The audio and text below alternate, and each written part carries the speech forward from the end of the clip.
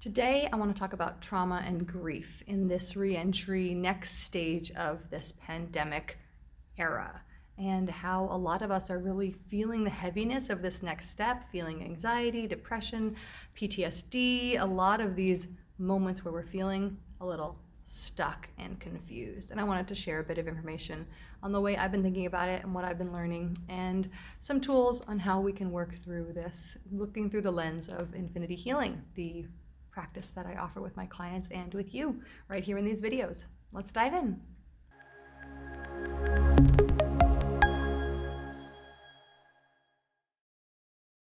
I'm Swift Everdy, and I'm an energy healer and intuitive guide, and I work with individuals and groups on how we can filter and sort and organize around the intensity of having a body and being human, using our intuition and our knowing as an anchor point to open up to more ease and possibility.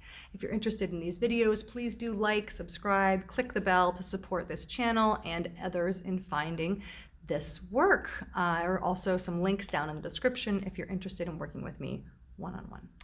So I want to talk about trauma and grief in this phase of re-entry and this next leg, this next stage of the pandemic, whatever that might look like. I want to talk about 3 different types of trauma, as well as the 3 stages of trauma healing that is talked about in psychology, and how that might relate to the pandemic and how I am relating to those 3 stages as an energy healer and what's possible. I'm going to offer some tools and just a bit about what I'm thinking. So let's get going. So the first piece I want to talk about is these 3 types of trauma. I want us to sit in the possibility that we may have every single one of us, experienced trauma through going through what we've just been through for the past year and a half, year and a bit. And just recognizing that it has been traumatic, and you may have been traumatized by what happened.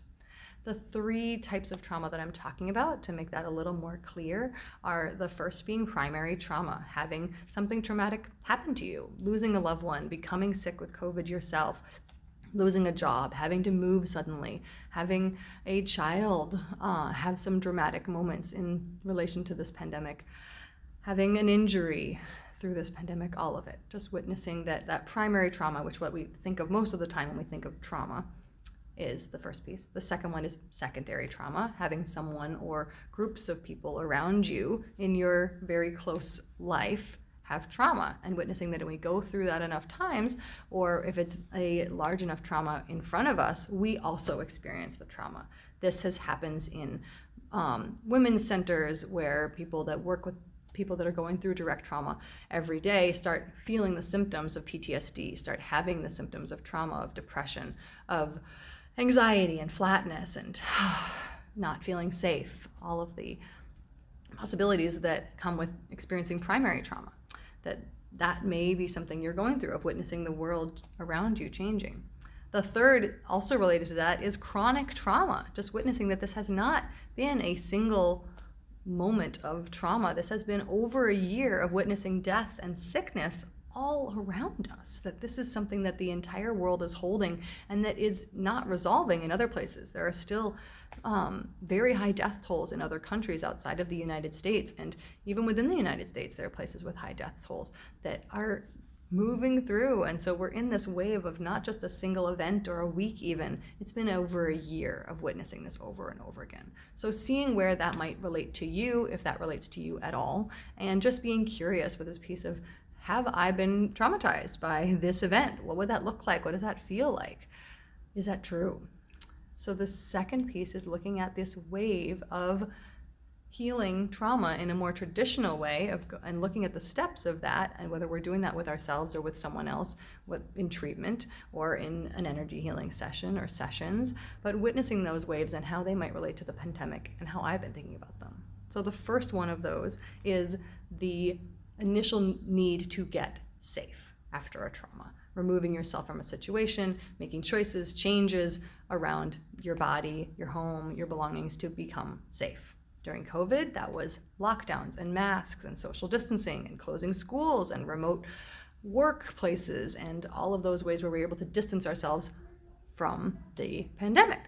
So that got us safe. For many people, that's incomplete. They may not have ever felt safe in those ways. They might have felt traumatized by being isolated. There's a lot of loss related to all of those choices and all of those things that were required to change our system to get us safe. But ultimately, it was able to bring us to a bit more safety here in the United States. Actually, in where I am, Vermont, we've lifted things. We have 80% vaccination rate, and we are feeling much more safe here. It's feeling pretty real.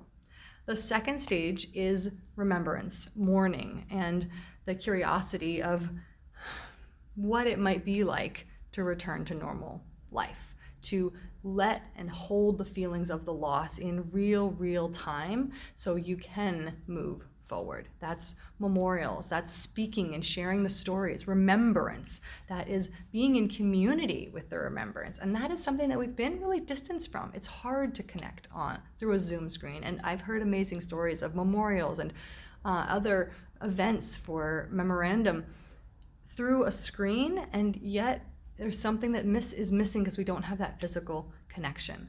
There was a group here that hosted in person with social distancing this moment outside about people could bring any memorial items or anything that they wanted to bring forward for sharing and having this communal event memorializing this moment, this time, these bodies that have passed on, and even more than that, just the shared loss as a community here. So these places are missing, and we're not necessarily having resolution to our mourning and our grief in the ways that we usually do.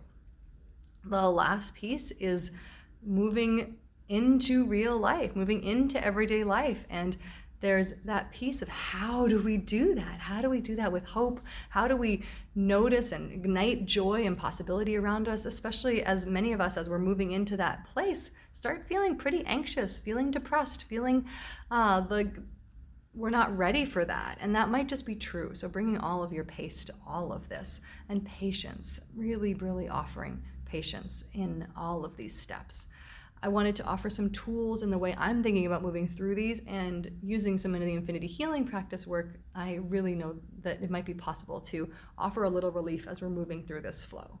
So the first one is clearing our primal brain, offering that our primal brain can unhook from any of the safety protocols, any of the safety programming that we're signed up for. And because of actually, I'm going to unhook that and decide, wait a second, what if I am safe? For a moment, I'm going to give myself the possibility, what if I am safe? If you are truly not safe, that will also come up and it won't work. You'll be able to still have your primal brain keep you safe and jump out of the way of moving vehicles, or keep your mask on in a certain situation that you might need to. But clearing the primal brain, we've talked about this in other videos, so if you remember it, great. If not, I'll show it again. What you're gonna do is take 3 or 4 breaths. You could take 6 or 8, but where you push behind the ear, just behind the earlobe, there's a hard bone. You're gonna push on either side behind the earlobe for 3 or 4 breaths on the inhale. Pushing on the inhale and relaxing on the exhale. It's not pushing.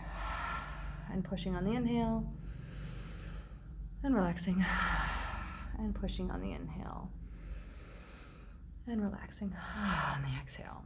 Then switch, pushing on the exhale and releasing on the inhale. Taking a deep breath in and pushing on the exhale, and doing that for 3 or 4 breath cycles.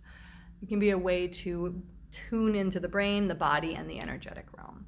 The other advice I have is a bit more things to explore and just ways to move through this. The first one is just to really have patience with yourself, with others, with the world around you, with the legal system, with your schools and your works and your home, all of it, just having as much patience as possible.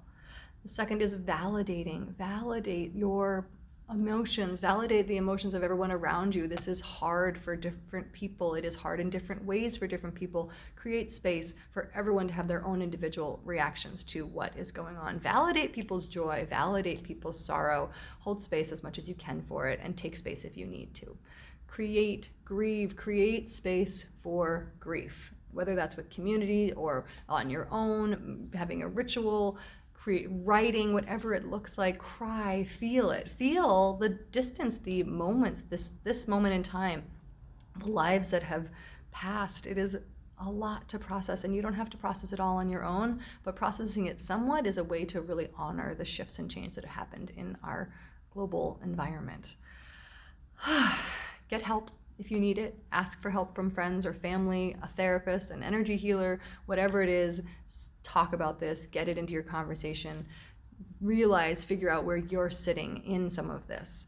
And more than that, or not more than that, but in addition to that, the last piece I want to share is like, be individual. Have your coping skills on hand. Don't do it the way that everyone else is doing it necessarily. Have patience with the way that you integrate. You don't have to expect that you're going to just jump in and start having your mask off all the time and going back to work full time, or all of the things that might be an option. You get to do it in your own way, and expect or make the possibility that it might not work. Have those coping skills on hand of like, oh nope, I'm gotta go home, or I'm gonna actually leave, or giving yourself the get out of party, get out of event, get out of work free card, because this is a huge shift and lots of things are changing all around us all the time. So that's what I wanted to share about this. It's a lot, it's curious, it's dynamic, and I'm so curious to hear how you're feeling about all of this. I'd love if you would like, share, subscribe, click the bell, comment. I'd love to hear what you're thinking about all this. Does it relate to you? Does it feel true? What do you know about all of this that you're experiencing in your life, or the world that you're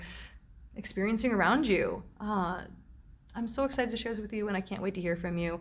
If you're interested in more, there are 2 links down in the description. I've got one for a free mini course using questions to wake up your intuition and knowing and connection to what else is possible. And the second is a link to book a free discovery call with me if you want to chat or connect or ask any questions about me and get to know each other. And maybe if you're interested in working together one-on-one, I'd love to chat with you. So thanks so much for watching. Please, can't wait to see you in the next video, and have a great day. Bye.